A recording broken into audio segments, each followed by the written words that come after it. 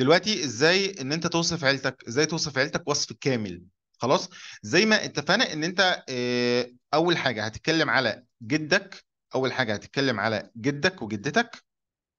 جدك وجدتك. بعد كده باباك ومامتك. بعد كده ايه اخواتك الولاد. بعد كده اخواتك البنات.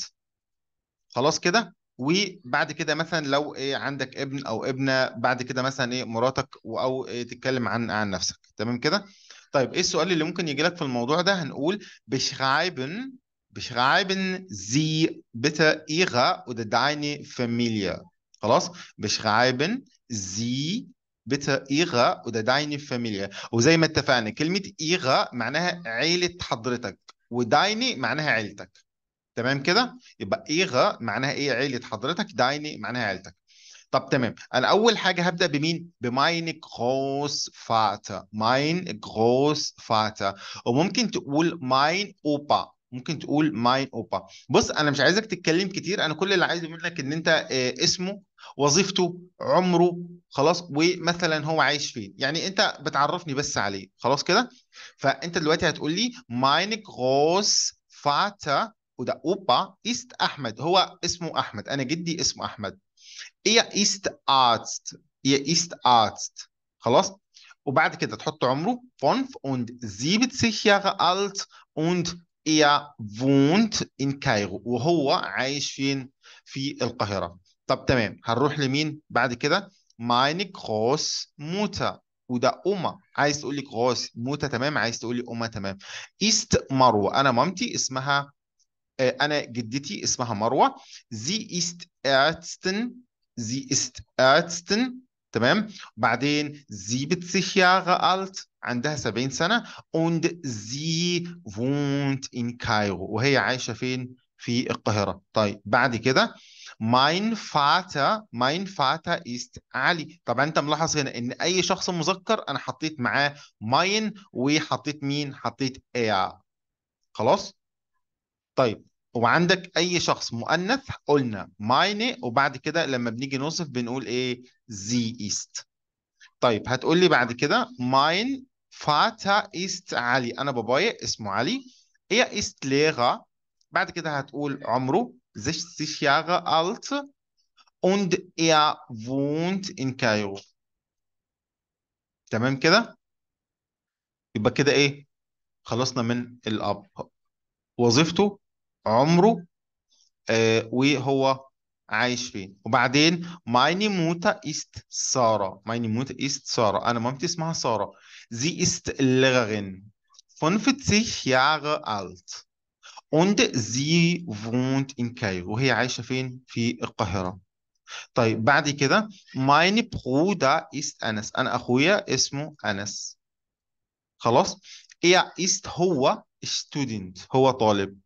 20 Jahre alt. عنده 20 سنة. und er wohnt in Kairo. تمام. طيب آخر حاجة بقى. ممكن تقول مثلا ich habe drei Brüder، أو مش آخر حاجة، يعني ممكن تقول برضو ich habe drei Brüder. خلاص. أنا عندي 3 إخوات. خلاص. 3 إخوة ولاد. خلاص. زي زند هم أنس وعلي وسامي. وأنس تقعد تتكلم عنه زي ما اتكلمنا هنا، وعلي تتكلم عنه زي ما اتكلمنا هنا، وسامي تتكلم عنه زي ما اتكلمنا هنا. طيب تمام. بعد كده ايه؟ meine Schwester ist Nadia. meine Schwester ist Nadia. انا اختي اسمها نادية. sie ist Studentin. 18 Jahre alt und sie wohnt in Kairo. طب تمام. عندك أكتر من أخت. Ich habe 3 Schwestern. خلاص. ich habe 3 Schwestern. Sie sind علا، هند، زينب. وتمسك علا تكتب عنها الكلام اللي احنا ايه كتبناه فوق، وهند تكتب عليها نفس الكلام، وزينب نفس الكلام. خلاص كده. طيب انت دلوقتي عندك مثلا ابن او ابنة وعايز تتكلم عنهم. تمام. مش عايز يعني هم مش مهمين قوي بالنسبة لي. خلاص كده. طيب الحاجة التانية، لو انت متجوز هتقول meine Frau. انا زوجتي اسمها سارة. meine Frau ist Sarah. Sie ist Lehrerin 25 Jahre alt und sie wohnt in Kairo. وهي عايشة في الايه القاهرة. طيب تمام. لو انت بنت وهتتكلمي بقى عن جوزك هتقولي mein Mann ist أحمد. انا جوزي اسمه احمد. er ist Lehrer. خلاص 60 Jahre alt und er wohnt in Kairo. يبقى انت كده جبت لي عيلتك من فوق لتحت. طيب احنا هنا بقى لو جيت تلاحظ احنا كل اللي احنا استخدمناه ايه في ان انت توصف عيلتك؟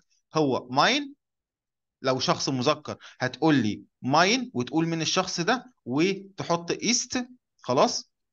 وبعد كده توصفه.